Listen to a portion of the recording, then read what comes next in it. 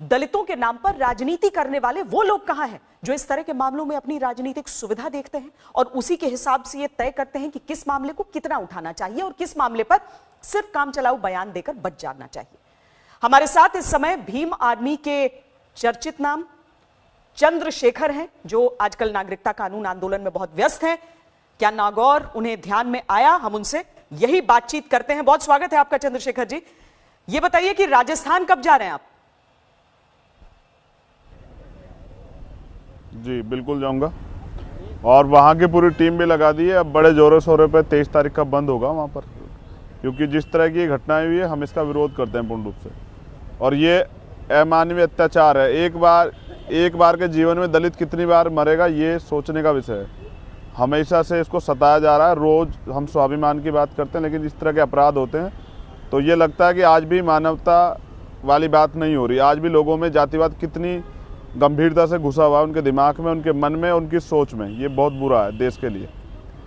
वो तो हो रहा है, लेकिन बीजेपी राज्य में ऐसी घटना हो जाती है तो असहिष्णुता का शोर पूरे देश में मच जाता है। कुछ दिन पहले राजस्थान के सीएम अशोक गहलोत ने बीजेपी को घेरा था आरक्षण वाले मुद्दे पर मध्य प्रदेश से लेकर उत्तर प्रदेश, गुजरात, राजस्थान, सरकार किसी भी पार्टी की हो, ऐसी शर्मनाक घटनाएं आखिर क्यों घटती रहती हैं? मतलब सिर्फ राजनीति करो ऐसे मुद्दों पर।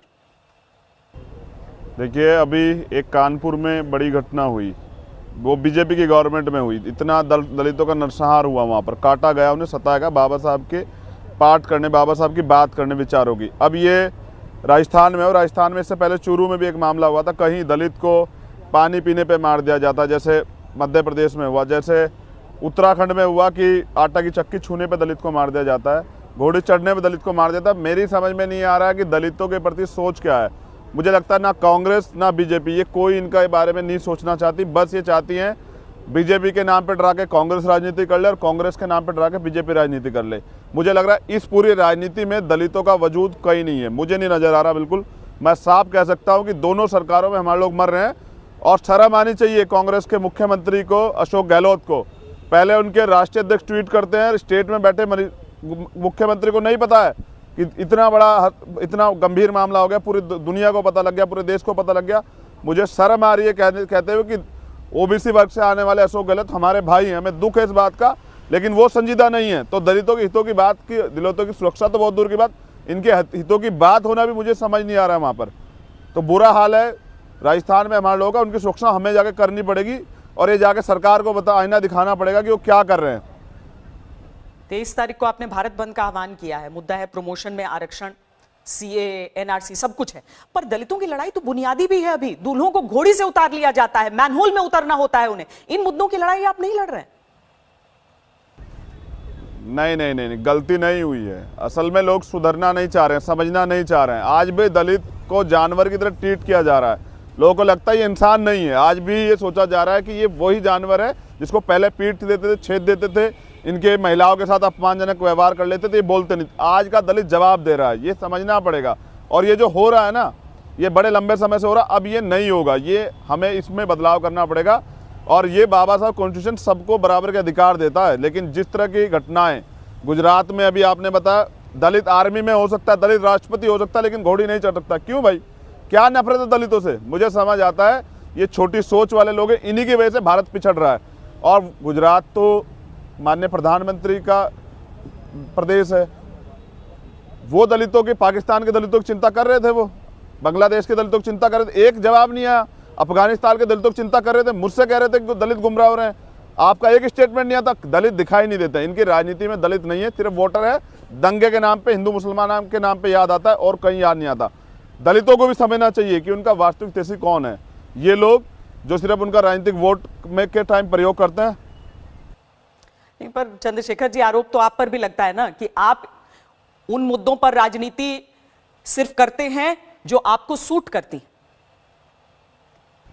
आरक्षण, जब आरक्षण पे उनके एक सेकंड आरक्षण जैसा जो दलितों का, पिछड़ों का, आदिवासियों का बुनियादी मुद्दा है, उनके लिए मुद्दा है। इससे ये तय होगा कि वो आने वाला समय उनका गुलामी में कटेगा या वो आगे बढ़ेंगे। जो सबसे बड़ा मुद्दा है उस पर बंद की कॉल किसने दी है? चंद्रशेखर ने। हाँ, मैं राजनीति कर रहा हूँ अपने लोगों के लिए, क्योंकि मैं अपने लोगों को मरने नहीं दूंगा और किसी को मारने की इजाजत नहीं देता हूँ।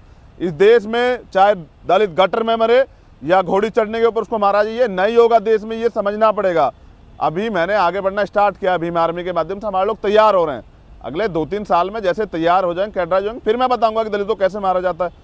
अभी हम मानवता को मानते हैं, बाबा साहब अम्बेडकर के कॉन्स्टिट्यूशन को मानते हैं और उसी के दिखाए रास्ते पर चल रहे हैं। लेकिन वही कॉन्स्टिट्यूशन हमें सत्ता में भागीदारी करने का मौका था। जिस दिन सत्ता में हमारे लोगों की भागीदारी होगी, इस देश पे दलितों में जुल्म जड़ से खत्म हो जाएगा। मैं जबान दे रहा हूं आपको इस बात की। इस देश के में धार्मिक दंगे नहीं होंगे। इस देश के मुसलमानों को, दलितों को, पिछड़ों को सताया नहीं जाएगा। इस देश में पिछड़ों को भी दलितों की तरह, आदिवासियों की तरह पॉलिटिकल रिजर्वेशन देने का काम भीम आर्मी और चंद्रशेखर आजाद करेंगे। ये जबान दे रहा हूं मैं जबान वाला हूं, जो आज तक जो कहा है वो किया है। जितनी संख्या बारी उतनी हिस्सेदारी, ये देश के पिछड़े समाज के लोगों को पॉलिटिकल रिजर्वेशन, समझ रही हैं आप, राजनीति नहीं, उनकी हिस्सेदारी दे के रहेंगे। ये जिम्मेदारी है हमारी। चलिए और मुसलमानों को भी, आदिवासियों को भी, धार्मिक अल्पसंख्यक की उनकी आबादी के हिसाब से रिजर्वेशन देंगे। SC ST OBC माइनॉरिटी सब लोगों को। वोट बैंकों की तरह बस नाम न लिया जाए इनका, बल्कि ये सोचा जाए कि हम अगर समाज है, हम अगर राष्ट्रवाद की बात करते हैं, तो क्या उसमें पूरे समाज को एक साथ चलने की बात नहीं होनी चाहिए?